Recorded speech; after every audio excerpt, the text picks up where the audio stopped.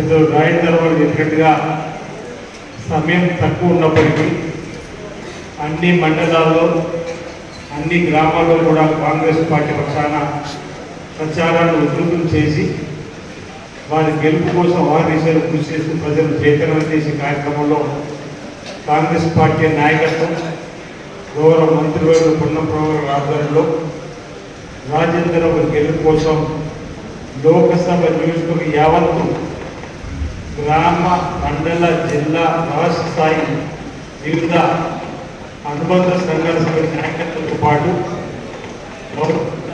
మాజీ ప్రజలందరూ కూడా తీవ్రంగా శ్రమించారు.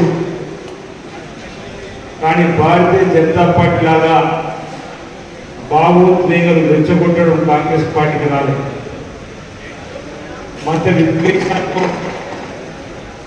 మత విద్వేషాలను ఈ ఎన్నికల కోసం వాడుకోవాలని ఆలోచన కాంగ్రెస్ పార్టీకి రాలేదు. కాంగ్రెస్ పార్టీ గౌరవ ముఖ్యమంత్రి రేవంత్ రెడ్డి గారి నాయకత్వంలో వచ్చినటువంటి ప్రభుత్వం ద్వారా చేపట్టేటువంటి కార్యక్రమాలు చెబుతూ రాబో రోజుల్లో ఈ దేశంలో రాహుల్ గాంధీ గారు ఇండియా కూటమికి అధికారులకు చెప్పే కార్యక్రమాన్ని చెబుతూ ప్రజలకు వెళ్ళినటువంటి సందర్భం వాళ్ళు అన్నదమ్ముల మధ్యలో కూడా విద్వేషాలు సృష్టించి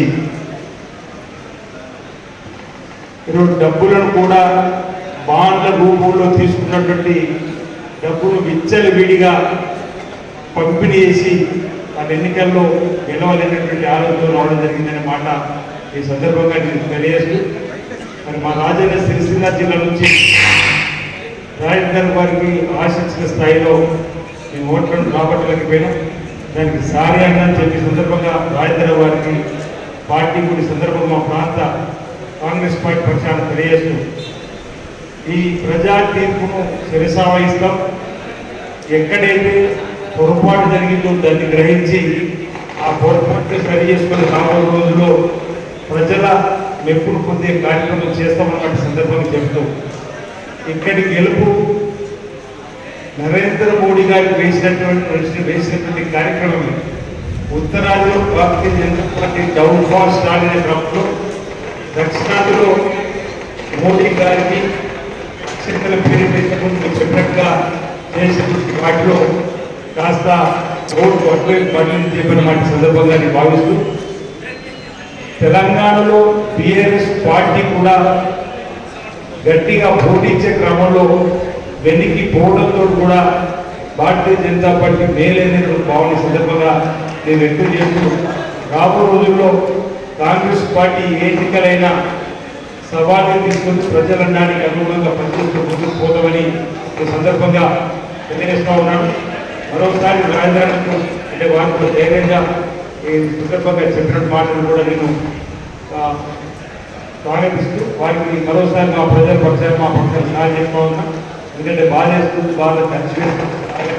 ఆ విషయం చెప్పండి ఇంకా ఏ విధంగా చెప్పాలో అర్థం అంటే మేము ఊహించుకున్న కూడా జరిగిందంటే వాళ్ళలాగా మత విద్వేషాలు సృష్టించే ఆలోచన లేదు. వాళ్ళలాగా లేడుగా ప్రజలలో వెళ్ళినాం, లేడుగా ప్రజల ఆశీర్వాదం తీసుకునే క్రమంలో జరిగిన దాన్ని ఈ సందర్భంగా రాజేంద్ర కూడా స్వీకరించాలని చెప్పి వారి సేవలు కరీంనగర్ ప్రజలకు రాబో రోజుల్లో తప్పనిసరిగా ఏదో రూపంలో అందాలని ఆ భగవంతుని సందర్భంగా కోరుకుంటూ ఇక్కడ వారి సమయం లేదు. మంత్రి గారు చెప్పినట్టు కప్పపల్లి గారు ఎమ్మెల్యే గారు చెప్పినట్టుగా సమయం చాలా తక్కువ ఉంది.